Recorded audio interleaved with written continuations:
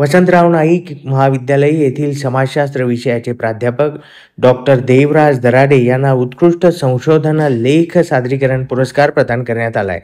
49वी अखिल भारतीय समाजशास्त्र परिषद हरियाणा येथील मुंजाल विद्यापीठात 22 ते 24 डिसेंबर या दरम्यान आयोजित करण्यात आली होती. या परिषदेत डॉक्टर देवराज दराडे यांनी जागतिकीकरणाचा भारतीय ग्रामीण खेळ संस्कृतीवर झालेला परिणाम, विशेष संदर्भ महाराष्ट्रातील खेळ या विषयावर शोध निबंध सादर केला.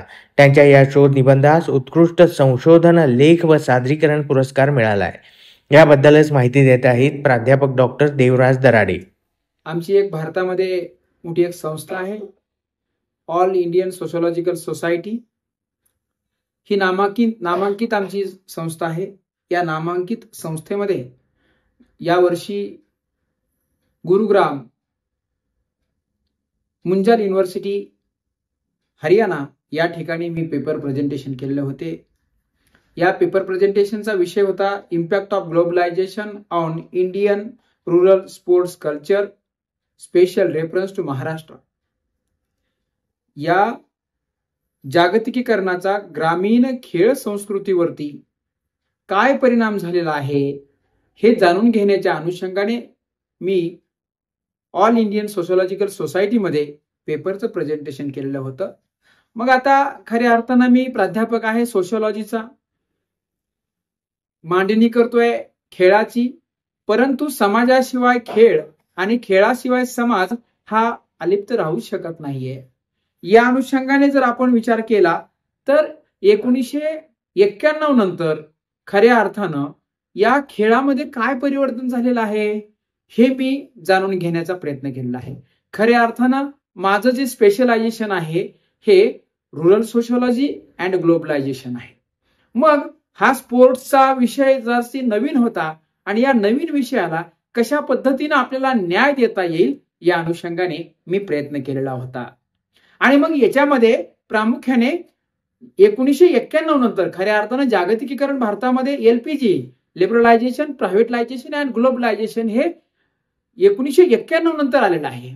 आणि या 1991 नंतर जागतिकीकरणानंतर अनेक शेती क्षेत्रावर काय परिणाम झाला, अर्थव्यवस्थेवर काय परिणाम झाला, त्याच्यानंतर खेळ संस्कृतीवरती काय परिणाम झालेला आहे हे जाणून घेण्याचा प्रयत्न आपण या ठिकाणी केलेला होता.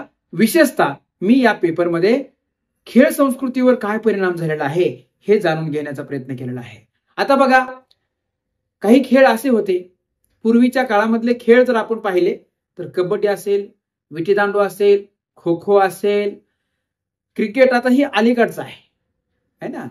हे जे खेळ आहेत या खेळांना जागतिक दर्जा कसा प्राप्त झालेला आहे हे या संशोधनामध्ये किंवा या रिसर्च पेपरमध्ये मांडण्याचा प्रयत्न केलेला आहे.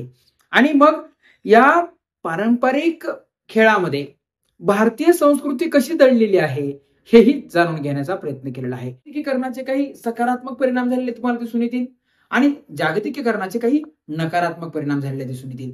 या जागतिकीकरणाच्या प्रक्रियेमध्ये प्रामुख्याने तुमचं बास्केटबॉल असेल, फुटबॉल असेल, टेनिस असेल, या टेनिस सोबत, बास्केट सोबत आमच्या ग्रामीण भागातला जो काही कबड्डी असेल, खो खो असेल, मलखांब असेल किंवा तुमचा विटीदांडू असेल किंवा लागोरी असेल, आट्यापाट्या असतील, हा खेळ टिकू शकत नाही.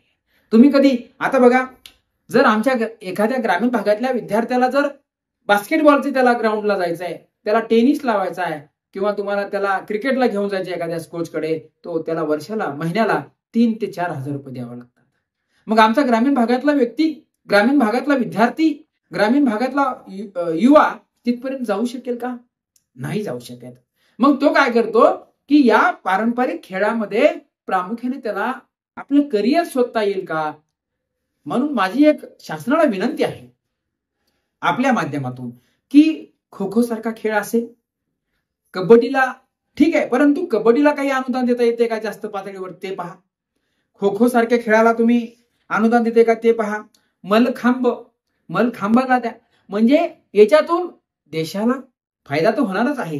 त्याचा फायदा असा होणार आहे की याच्यामधून एक सशक्त जो उद्याचा नागरिक आहे, तरुण आहे, युवा आहे, हा या खेळामधून घडणार आहे. मातीमधून याची प्रामुख्याने उदय होणार आहे. आणि आट्यापाट्या, हा आट्यापाट्या जो काही खेळ आहे, हा आट्यापाट्या जागतिकीकरणाच्या प्रवाहामध्ये लोप पावत चाललेला खेळ आहे. आणि त्याला विशेष म्हणजे त्याला कुठल्याही प्रकारचा निधी दिला जात नाही. पूर्वी बघा, मला वाटतं की मी ज्या गावामध्ये, ज्या ग्रामीण भागामध्ये माझा जन्म झालेला आहे किंवा ज्या ठिकाणी माझं लालन पोषण झालेलं आहे, त्या गावामध्ये आट्यापाट्याचा खेळ, लोंपाट हा खेळ खेळला जायचा.